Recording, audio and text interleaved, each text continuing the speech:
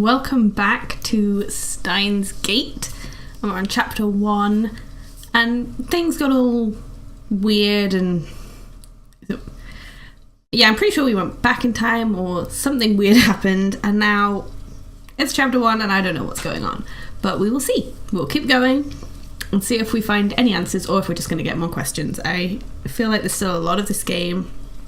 I think this game might be longer than I thought it was going to be. So I have a feeling we won't be getting any sort of answers about anything for quite a while. So let's just see what happens. Okay. Hey, you. Can you see us? Why won't you answer? I'm asking you a question. Yes, you on the other side of the monitor. Your silence only strengthens my hypothesis. I suppose that from your perspective, it appears that we are the ones inside the monitor. But that's where you're wrong. Ooh, some fourth wall breaking already. For it is you who are inside. Your reality is nothing but lies and shadows. Naturally, that includes you too. True reality is on this side of the screen. Don't believe me? I don't blame you. Few are those who can handle the truth. But no matter, I shall speak in simpler terms, easy enough for even you to understand. This is the Future Gadget Laboratory, located in the Akihabara district of Tokyo. We call it simply the lab.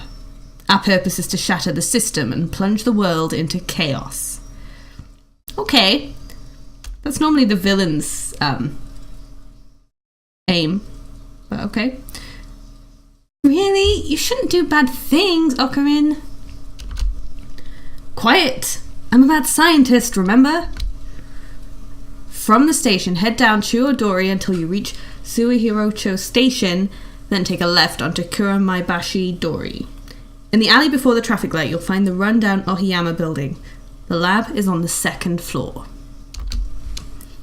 On the 1st floor is a store of ill repute called the Brown Tube Workshop. You can't miss it. It deals exclusively in CRT monitors, of all things. Can you imagine? Even in the heart of Akihabara's electric town, the demand for CRTs is practically non-existent. But the proprietor of the Brown Tube Workshop, Tenoji, is also the owner of the building. That's how he can afford to maintain his ridiculously niche hobby shop, even as land value continues to rise. He may have a rough sort, but he was no match for my charisma. Now the entire 2nd floor is mine for next to nothing. Wahahaha. I digress. The Future Gadget Laboratory is currently experiencing a severe shortage of manpower. We welcome dedicated scientists from all fields to apply. At present, our researchers are...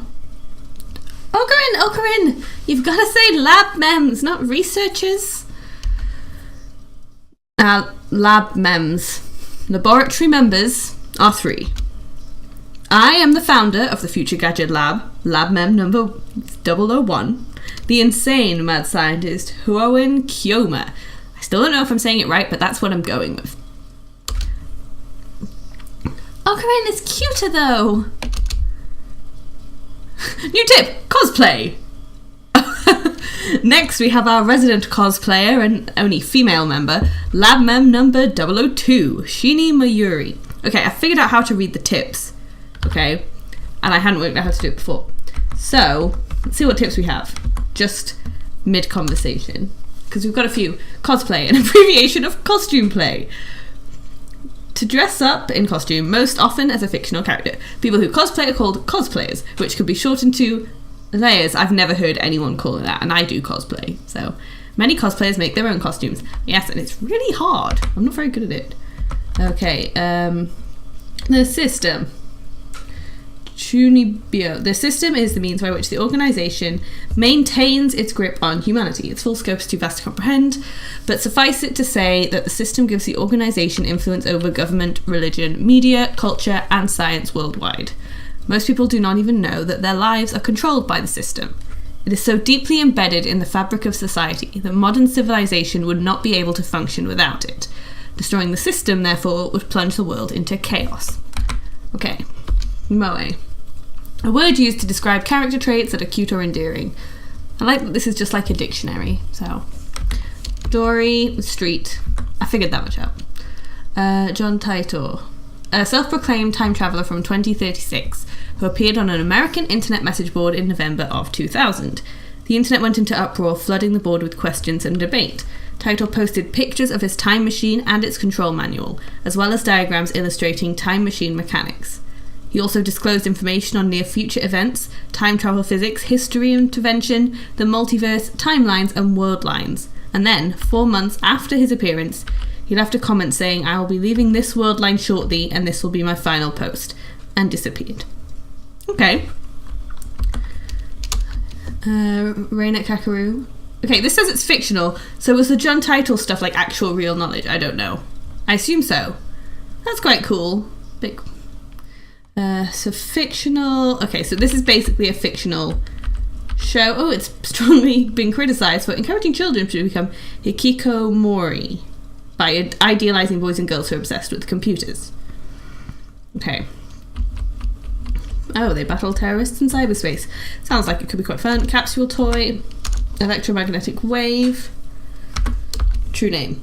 Okay, the name that describes one's true essence. Okay, I think... Ooh, okay, we don't need any more of that, so we'll just keep going. I was just interested in seeing what it said about cosplayers. Okay. Daru, call me Mayuri. I like making costumes more than wearing them. I'm the opposite. Another tip. And last we have our resident super hacker, with an A, lab mem number 003, Hashida Itaru. I'm guessing it's this guy in the, on the right, at the computer, with all the green words. Stop calling me that, it's super hacker. Duh. Here at the Future Gadget Laboratory, we devote ourselves to the art of invention. For details, see our lab's homepage. Our top priority, of course, is to develop weapons for the war with the Dark Dominion, but that research has spawned a number... Sorry, I'm going to cough again. Okay. But that research has spawned a number of offshoot inventions. In fact, that's all it's spawned. Our arsenal of future gadgets is up to 8, but this is just the beginning. I have a total of 108 inventions to create. Like in that tennis manga, right? I get it. Oh, wait, that was someone else talking, I think. I don't know who it was. No, it's the number of earthly desires in mortals, you at-channel chunky. And I thought I told you not to interrupt me when I'm talking. Yeah, I wouldn't want to interrupt you talking to yourself. I'm not talking to myself. Can't you see I'm talking to the person behind the monitor? He just grinned. What are you grinning about, damn you? You don't even exist outside that monitor. Just say, don't look at me. I don't think that's going to work. It appears our attempts to communicate have failed. It's sad to see someone so deeply in denial of reality. Maybe they think we're in the game. I doubt it's even occurred to them. But aren't your 2D girlfriends the same way? That's different. Those girls are my wives. Nobody cares about your harem. But Mayuri touched upon a very interesting theme, you know. What if we're actually just characters in a game? Any way we can know for sure? No. Come on. Such questions are meaningless. Our time is better spent thinking of ways to destroy the system. Nice chinibyo, bro. Oh, the music started. I stepped back from the monitor. Okay. Displayed on the screen is the ugly cute character, Alpaca Man. That's not cute in any way. That's just ugly. This is a game called Alpaca Man 2, where you speak to Alpaca Man via microphone and watch him react. The game exploded in popularity when it was released 10 years ago, but personally I find only the ugly part of ugly cute to be true. I agree, that is one ugly thing. I bought it yesterday. 500 yen used. Headset included. Oh, this must be the guy we were just talking to. I turned to Daru with a menacing glare. Shut it, hacker. I wrote Shunryo patient. I don't know what that word means. Should we go on tips and see what that word means? Because I think it was there. New ones. Okay, Alpaca. That's helpful. 8th grade syndrome. Okay, a term referring to a mindset exhibited primarily by teenage males. Also used as a derogatory term to refer to older people. Okay. Otaku, I knew that. Don't look at me on the internet.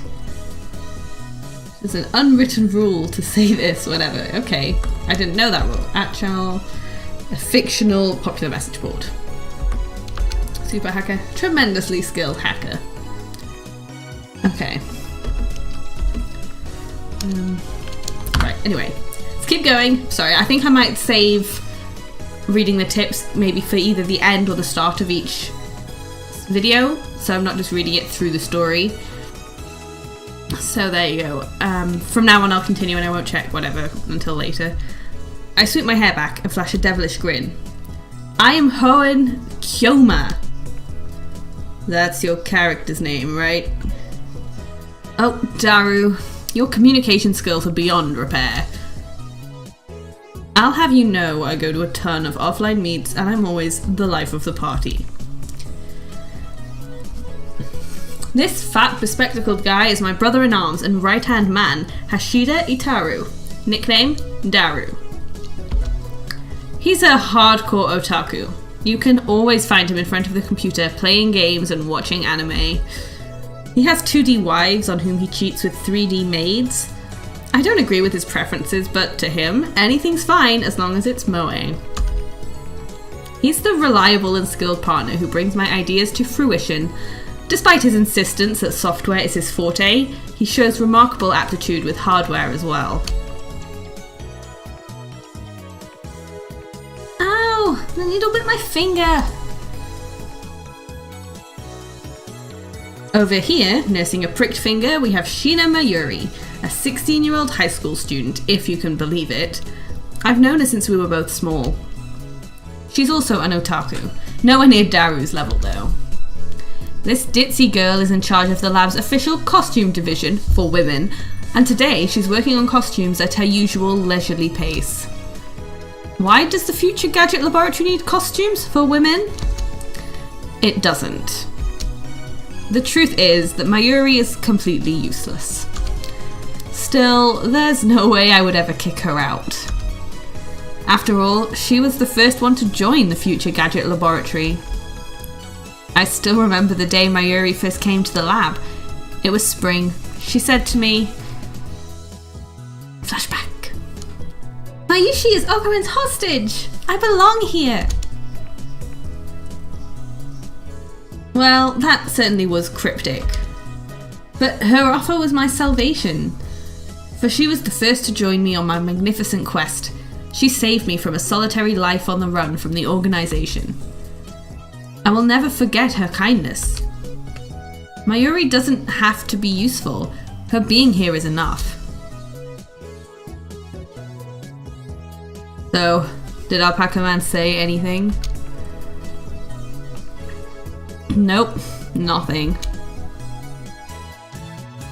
The human-faced alpaca inside the monitor was completely unresponsive. So unresponsive you'd think the game was bugged. Whatever. I give up. Never again will I play this boring game. Damn antisocial alpaca. I curse his name and smack the TV. As soon as I do... The TV makes a sound like it's shorted, and then the screen goes blank. I change the channel. Nothing. Check the power cable. Nothing. Whack it again. Nothing. I guess it's broken. Damn. This crummy TV is on lease from the Brawn Tube workshop downstairs. It's probably just old. You made Mr. Alpaca angry! Damn, I'll have to get it repaired later. turn off the TV and lie down on the couch. I'm fed up with the humidity of Japanese summers. I stare at a conspicuous stain on the ceiling while fanning myself. I close my eyes. And what naturally comes to mind is that impossible scene I saw an hour ago. Okay, so the prologues happened, and then he came back in time or something.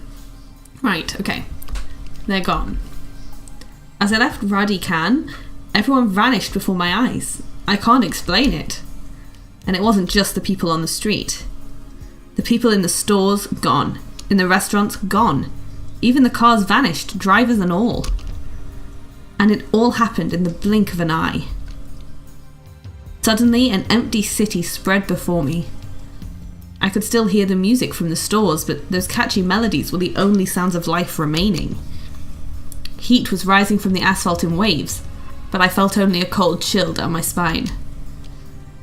I just stood there, breathless, until... What's wrong? Mayuri's voice brought me back to reality. Mayuri hadn't disappeared. She was right there, looking at me with questioning eyes. Everyone disappeared just now, right? Huh? You saw it too, right? Just now, before our very eyes? Panic took hold as the enormity of what had just happened struck me. Unable to control myself, I grabbed Mayuri by her slender shoulders and shook her. Did you see it, Mayuri? You saw it, right? Huh? Mayuri's head flopped back and forth from my shaking. I didn't see anything! You didn't? Zoom in. I stopped shaking her and looked straight into her eyes. She returned my gaze with eyes clear as glass marbles. You saw nothing? Nothing at all? There were people here a second ago, weren't there? There were? Even the store employees are gone. That's impossible by any measure. Of course they are. Her reply didn't make any sense. It was like this when we got here. Oh, I know. You're seeing things, aren't you? I'm sure it's because of the heat. Ta-da! How could she laugh at a time like this? I always thought she was a bit strange, but maybe her brain is actually broken. I realised that she couldn't help me. With nowhere else to turn, I looked up at the bright blue sky. There wasn't a cloud in sight. The scorching summer sun shone bright through the gaps between Akiba's buildings. Naturally, my eyes drifted to the top floor of Radican, where I had been just a moment before. But this time there's the satellite. There it was. An enormous machine, like some kind of satellite, embedded in the roof of the building where, not 5 minutes before, I had found Mikise Kurisu's body in a pool of blood. What happened to her? Just before everyone disappeared, I could have sworn I heard an ambulance siren.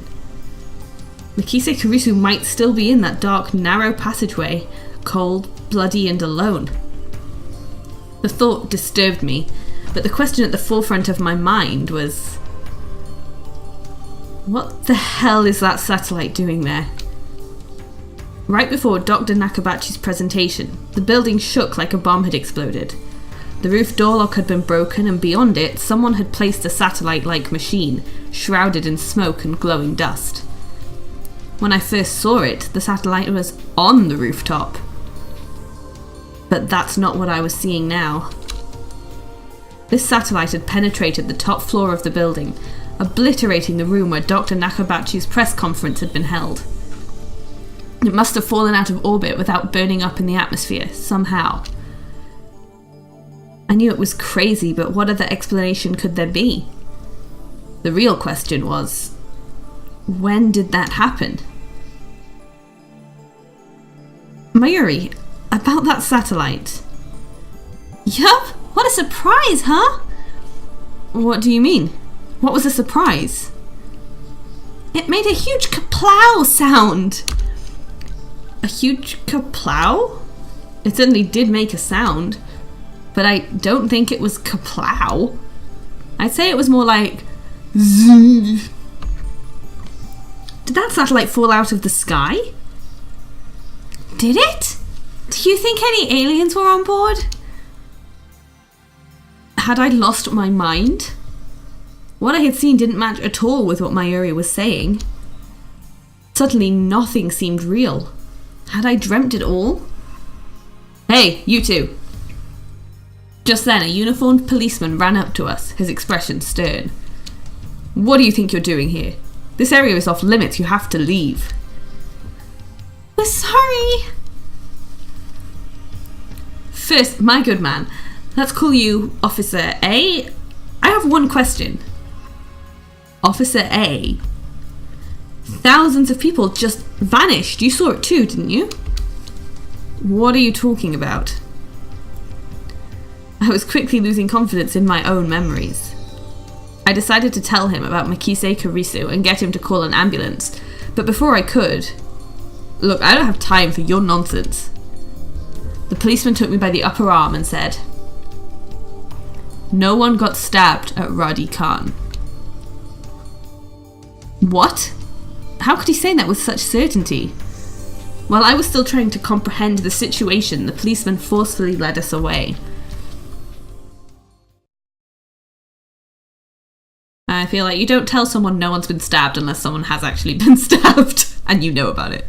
But okay, we were escorted up to UPX and released. There were people at UPX, like usual. Actually, there were far more people than usual. The place was packed. Just as Officer A had said, Chuodori had been blockaded by police, so nobody could enter. There was nothing we could do, so we headed back to the lab. And that brings us to the present. I'm baffled. Did the whole hour since the beginning of Nakabachi's presentation really happen? I check online for any news. The net is buzzing about the mysterious machine that crashed into Radi Khan. All of the major stations in Tokyo, even Toe TV, are running special bulletins about it. Fortunately, it doesn't look like anyone was hurt, but Chuodori is still closed off. Akihabara Station is jammed with reporters and curious onlookers. Nobody has mentioned anything about the disappearance of thousands of people from Akiba's streets, nor about Makise Kurisu's murder. It's all a mystery. A mystery? I see. So that's it. From the sofa, I spring to my feet, a wide grin on my face. Daru and Mayuri turn and stare. This is all an elaborate cover-up by the organisation. Their influence has corrupted local law enforcement, which means our entire government may already be under their control. My God! But they underestimate me, for I am not so easily played. One day I will expose their deeds and put an end to their reign. Having come to a satisfactory conclusion, I take a celebratory, that's how you say it, bottle of Dr. P, my favourite soda, from the fridge. The lab has no air conditioning. Ice-cold drinks are essential.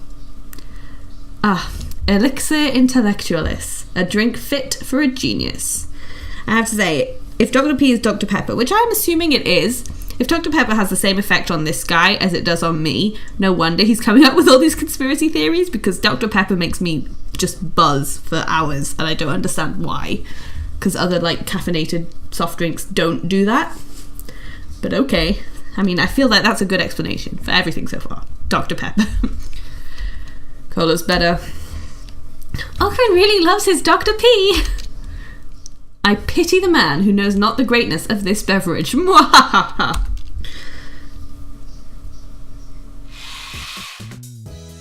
Step through the curtain dividing its centre and you'll enter the heart of the Future Gadget Laboratory, the development room.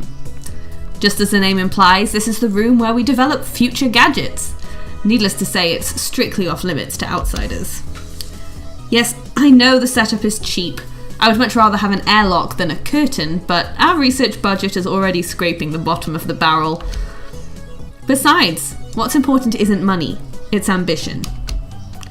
I poke Daru and bid him follow me into the development room. Well, yeah, it looks a bit of a mess. I wonder, like, the umbrella with like the flask thing attached, what is that for? I don't know. All of the windows here are weather stripped with packing tape, so it's dim and hot, almost like a sauna. I've been wanting to buy an air conditioner for the lab, but there's no money for that. We're currently accepting donations. Upon entering the development room, I pick up the lab coat that's lazily draped on the chair and put it on. I always wear a lab coat in the development room, for practical reasons as well as symbolic ones. Daru, however, refuses to wear his. Putting it on and taking it off is apparently too much trouble for him. He can't be bothered to do anything that doesn't interest him. It's men like him who give our generation a bad name. His lab coat, purchased from my own pocket money, I might add, just sits on the shelf. It's never been worn and probably never will be. Daru, is the plan progressing smoothly? What plan? Daru gives me a blank look. I sigh and turn his attention to the table in the middle of the room. Sitting majestically on top of the table is a commercial-grade microwave oven.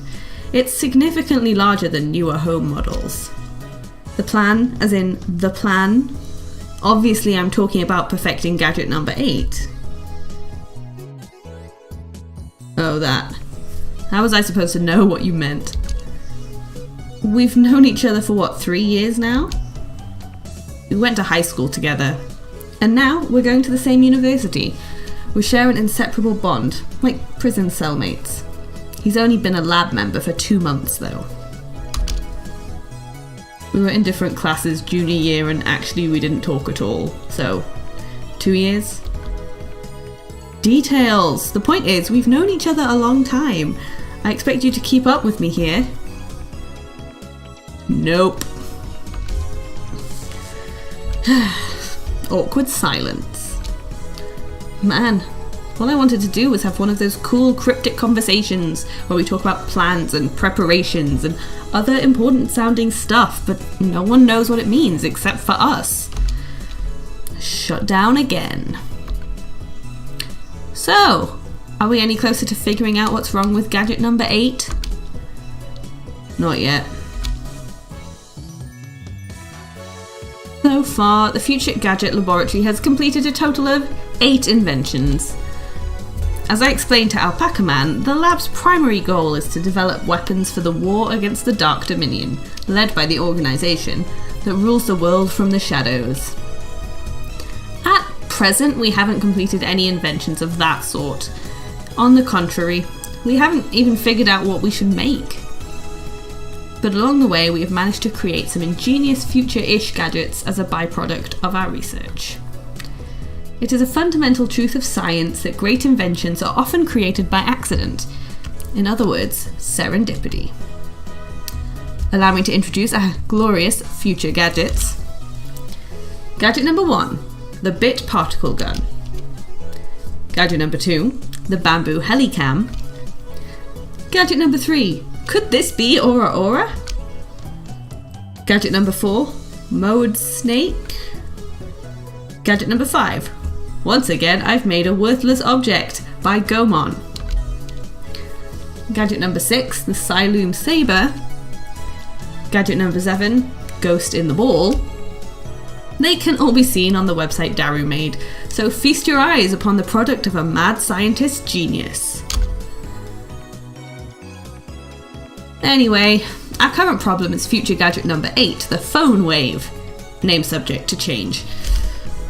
Phone wave is a pretty weak name, so I've added name subject to change to the end until we come up with something better. For the record, it was Mayuri's idea, not mine. When a future gadget is completed, the 3 of us discuss what to name it. I prefer names based on mythology or names with hidden meanings that need extra explanation to understand. Daru thinks my naming style too ridiculous. He just doesn't have a passion for words like I do. Mayuri can't be bothered to remember difficult names.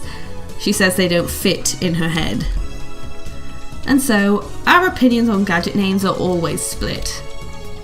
But I digress. The phone wave, name subject to change, is, in short, a remote-controlled microwave. You put food into the microwave before you leave, then on your way back, call the attached cell phone to start the heating process. Voila! Hot food ready for your arrival. Okay, I'd buy that, probably. So, it's basically a piece of junk. A few days ago, however, we discovered that the phone wave, subject to change, has a second unintended capability. Our brave, or possibly just ditzy, Mayuri had made it her daily routine to heat some frozen fried chicken by remote control. Long story short, she was defrosting her beloved juicy chicken number 1, as usual, when the unexpected happened. The chicken came out more frozen than when she'd put it in. The microwave refroze the chicken. Since then, Daru and I have been searching for the cause. We tried copying what Mayushi did, but we just can't reproduce the freezing phenomenon.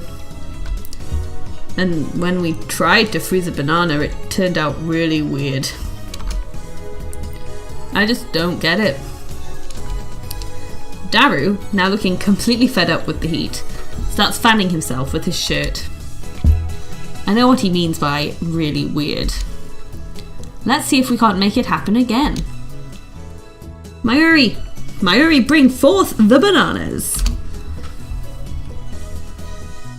Are you gonna turn them into GELBANAS again? That's been bugging me, Mayushi. Can you stop calling them GELBANAS? I can't even say it, I don't know why. The word's shouldn't be that hard to read. But GELBANAS are GELBANAS. I take the bananas from Mayuri and stick the whole bunch into the phone wave, name subject to change. Why do you have to use the whole bunch? It's a waste of food. Your stinginess could cost us the battle with the organization. That's fine with me. Mayushi always buys the bananas, and now Mayushi can't eat a single one. Next time we'll only do one banana. But I already put the whole bunch in, so I ignore her hungry complaints.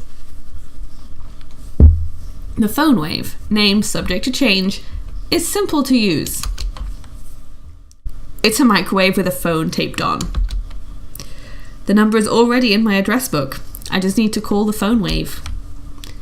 Now, where did I put my phone? I check my pants and coat pockets. Now, where did I put my phone? Okay, we've already said that. Why is it repeating? Is it meant to repeat, or is it the game being weird? Okay, check my pants and coat pocket. Okay, he said it 3 times, but now it's moving on. Press the phone triggers button and call the cell phone. Okay. Now, where did I put my phone? Right. Have a quick look because I don't know the buttons yet. Okay, Z or C are the phone triggers. Okay. So, Z. I found my phone!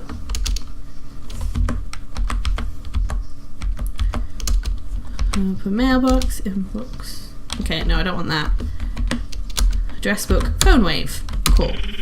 Okay. I'm connected. Hello, this is the phone wave, name subject to change. This is the voice of Mayushi Guidance, the system Daru programmed to operate the phone wave. Do you hear Mayushi's voice? No, because I didn't realise, but I'll maybe do it next time. Be quiet, I'm trying to listen. You can operate the timer from this menu. After pushing the hash button, please enter the heating time in seconds. For example, press hash 60 for 1 minute. For 2 minutes, press hashtag hash 120. Entering the command properly will cause the phone wave, name subject to change, to function like a normal microwave. Instead, we're going to deliberately mess up and enter 120 hash.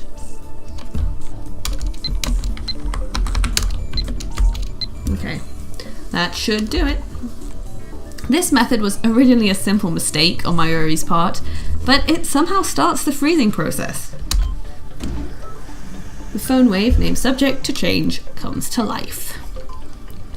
The turntable begins to rotate. Nice turntable, right? It's even spinning backwards. Backwards? I never noticed that. That might have serious implications. If we look at the quantum critical behavior driven by Hund's rule... Yeah, no. Not Hund's rule? No. Okay. The three of us wait and stare at the spinning bananas. After 120 seconds pass, the microwave chimes. Mayuri takes the bananas out. Gelbanas are ready! The bananas have become... not bananas. Gelatinous blobs coated with a thin membrane. Yeah, that's definitely not a frozen banana. You're not selling them at the Bluth banana stand. After Mayuri discovered that the phone wave, named subject to change, had a freezing function, we attempted to freeze a bunch of bananas. This is what happened. It just gets more confusing each time. Daru, you wouldn't mind eating one of these, would you? Of course you wouldn't, it's for science! Your sacrifice will forever be remembered. They look really nasty. The taste doesn't matter. What matters is that you eat it. So come on, Daru, no need to be shy. Break a leg or a stomach and go for it. No way. Fine. Mayuri, the honour shall be yours. But Gelbanas are all gloopy, droopy, soft and squishy. Wait, she already tried one? It had no flavour and wasn't tasty at all. Gloopy, droopy, soft and squishy? Daru, what do you think? Soft and squishy bananas, huh? Soft and squishy banana. Mayushi, say your banana's all soft and squishy for me. Oh, and he's got a nosebleed. Oh, that's no. Oh. Daru-kun, your nose is bleeding. Gross. Please just say it. Your banana's all soft and... Don't make her say that, you perv. Yeah. Go away. Daru retreats after I hit him with a tissue box. Don't give him tissues. Who knows what he'll do with them. Mayuri looks at us with an innocent smile. She doesn't get it, obviously. Anyway. They're gelatinous, a semi-solid state of matter. In other words, there is a possibility that the intermolecular bonds were weakened. What could have partially liquefied the bananas? I've got it. I turn to the whiteboard and write freezing in the middle. Then I cross it out and slap the board with my hand. What we thought was a freezing function is actually something else. A bold statement, if I do say so myself. So why isn't anyone surprised? Now's the time to shout, "What do you say?" Come on, don't be shy. Their reactions are pathetically weak. Mayuri probably didn't even understand half of what I said. We already knew that. Oh. The problem is we don't know what it is doing or why it's doing it. If it's the opposite of freezing, then couldn't it be thawing them? What a silly question, Mayuri. What you're describing is just a normal microwave. Then what is it? We don't know, and that's the problem. He's right. To be honest, I haven't a clue.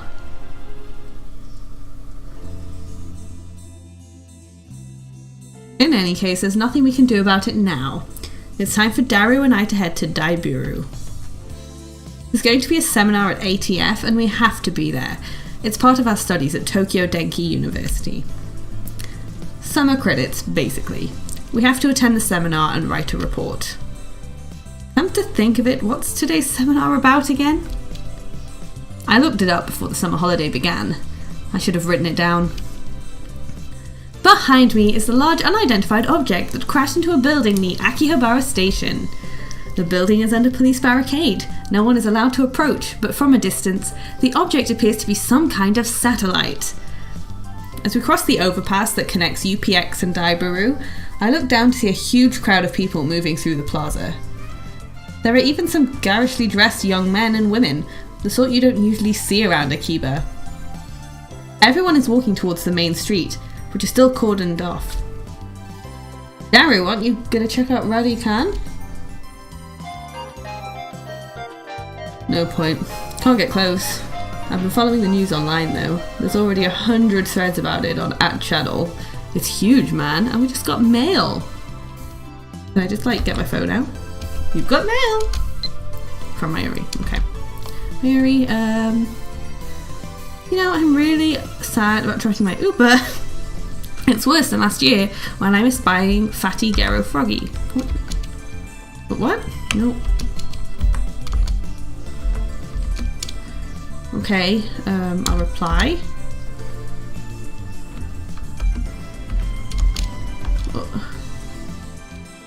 Okay, so I can choose one to reply to. So I can either say, I feel your pain, that thing was worth a fortune, I'll press this research fund. But she didn't want to sell it, she just missed the toy. That's the one from last year, right? I thought you weren't interested. I'm gonna go for the second one because that's he actually remembers more about her than just wanting money. So we'll go with that one. Mail sent.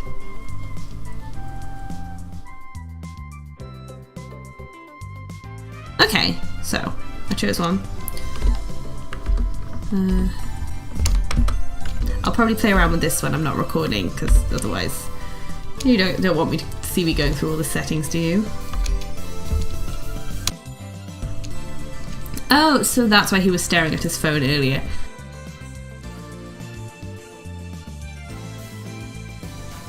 We enter Daru and take the elevator to the 5th floor ATF Assembly Hall. Man, feel that AC? I'm alive! Unlike the lab, Daru has air conditioning. Yet another reason for our diligent participation in the seminar. About that phone wave name subject to change, I might have found our answer. You know, that name subject to change thing is really annoying. I won't give in that easily. Even if no other lab members use name subject to change, I will carry on until the day we decide its true name. Now's not the time. So what's your latest ridiculous theory? What do you mean ridiculous? My genius brain considers every possibility. Even those a lesser mind would say break the laws of nature. Don't you dare call that ridiculous. So basically you're just pulling stuff out of your ass. You can't call that science. Daru, I have a hunch that the phone wave name subject to change may be the key to opening Steins' gate. How's that? Steins what? You lost me back at ridiculous, man. A chime signals our arrival on the 5th floor. And I think I'm going to leave it there for now. I hope you enjoyed it. I did, even though I still have no idea what's going on. It's enjoyable, so I'll keep going with it and I will see you next time. Thank you for watching.